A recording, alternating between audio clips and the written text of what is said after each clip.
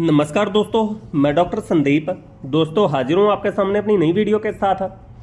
तो दोस्तों आज मैं आपको एक शीघ्रपातन नामर्दी का बहुत ही शानदार नुस्खा बताने वाला हूँ। दोस्तों ये नुस्खा वो नुस्खा होने वाला है जिसे खाने के बाद शीघ्रपातन नामर्दी ठीक ना हो, ये हो ही नहीं सकता, असंभव है। अगर इस नुस्खे को कोई एक बार खा लेता है तो उसके अंदर बहुत ज़्यादा मर्दाना ताकत बढ़ जाती है, बहुत ज़्यादा सेक्स करने की इच्छा होती है, लिंग में बहुत ज़्यादा तनाव आता है, पेनिस का सिकुड़ा हुआपन जो होता है वो जड़ से ख़त्म हो जाता है, पेनिस का साइज भी बढ़ता है। दोस्तों बहुत ही शानदार ये शीघ्रपातन नामर्दी का नुस्खा मैं आपको बता रहा हूँ। ये देखें, सबसे पहले लोहा भस्म, ये मैंने इसमें डाल दिया लोहा भस्म।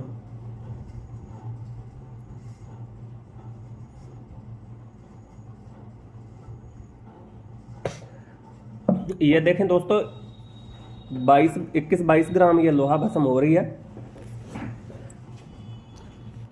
अब हमें क्या करना है, इसमें हमें डालनी है शिंगरब भस्म। शिंगरब भस्म हमें डालनी है 10 ग्राम। शिंगरब भस्म डालनी है 10 ग्राम। अब दोस्तों सबसे पहले मैं लोहे भस्म के बारे में आपको बता दूं कि लोहा भस्म शरीर के अंदर खून की कमी,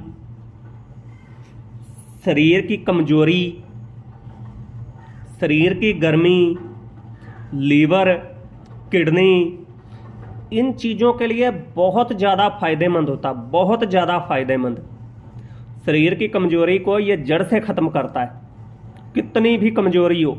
धात में भी अच्छा रिजल्ट देती है लोहा भस्म, और शीघ्रपातन में भी बहुत ज़बरदस्त काम करती है। इसके अलावा पेनिस के अंदर तनाव लाने में भी ये काफ़ी इफ़ेक्टिव है।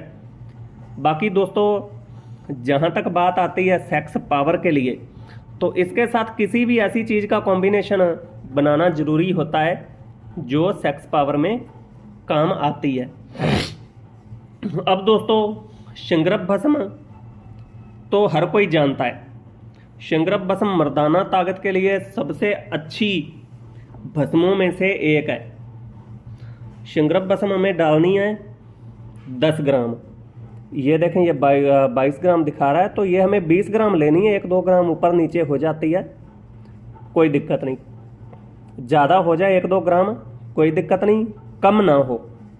शिंगरब भस्म पूरी 10 ग्राम डालनी है।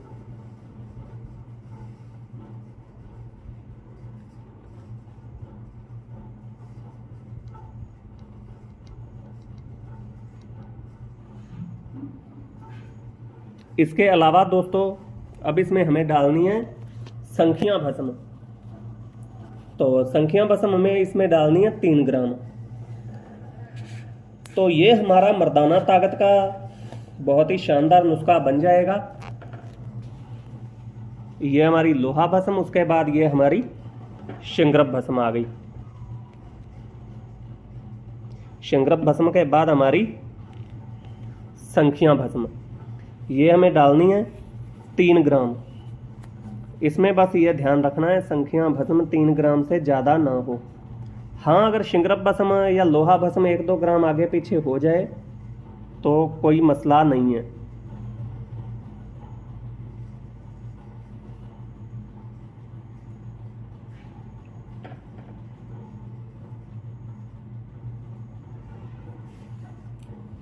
तो ये देखें, तो ये अब हमारा फार्मूला कॉम्बिनेशन जो है वो बन गया है। 3 ग्राम संखिया भस्म या संखिया का जोहर हो तो ज़्यादा बेहतर है। ये हमने संखिया का जोहर डाला है और ये संखिया की भस्म से ज़्यादा इफेक्टिव होता है।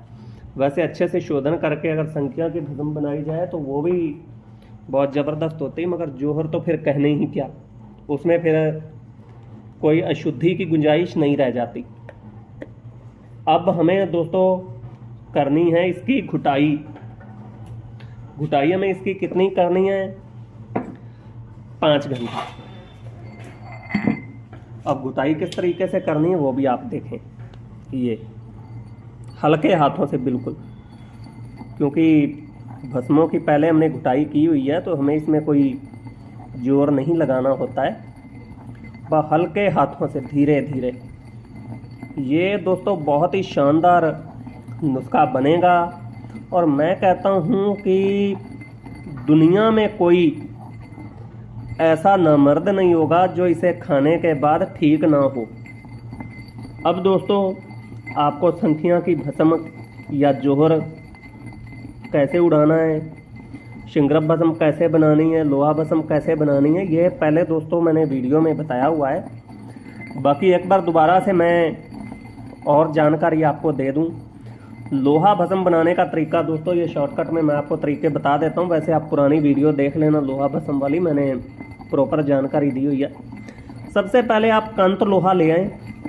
कांत लोहा कम से कम 1 किलो आप ले आएँ और इसका आप बुरादा बना लें।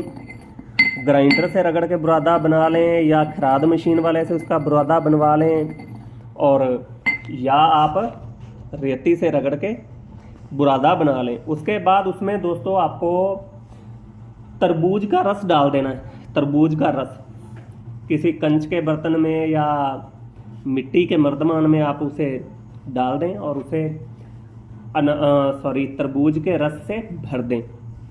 अब दोस्तों 6 महीने बाद आप देखेंगे ये आपकी भस्म बन चुकी होगी।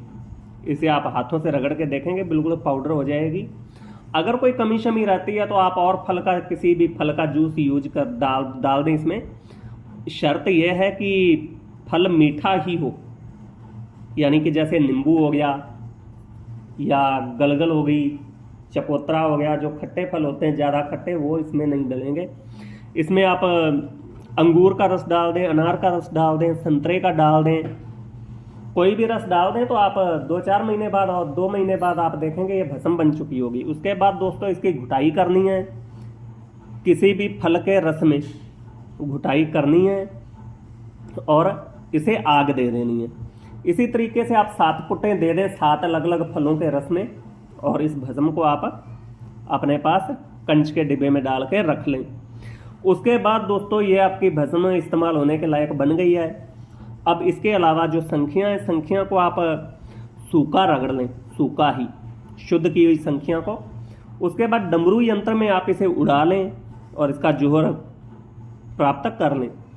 ये जोहर आपका इसमें यूज होगा। और इसके अलावा शिंगरफ को आप प्याज, लहसुन और अदरक, इन तीनों चीज़ों में आप पुट्टें दे के बना सकते हैं। और उसके बाद इन तीनों को मिक्स करके इनकी घुटाई करनी है। घुटाई कितनी करनी है? कम से कम 5 घंटे, ज़्यादा करो तो बहुत बढ़िया है, नहीं तो 5 घंटे इसकी घुटाई करें और ये नुस्खा आपका तैयार है। शीघ्र पातन, नामर्दी, खून की कमी, कमजोरी, घबराहट होना, हाथ पैर कांपना, इनके लिए दोस्तों मैं कहता हूँ कि बल्ले बल्ले हो जाएगी इसे यूज करने के बाद। सेक्स करने के मामले में दोस्तों आप कई बार सेक्स कर सकते हो, घंटों तक इससे टाइमिंग होगी।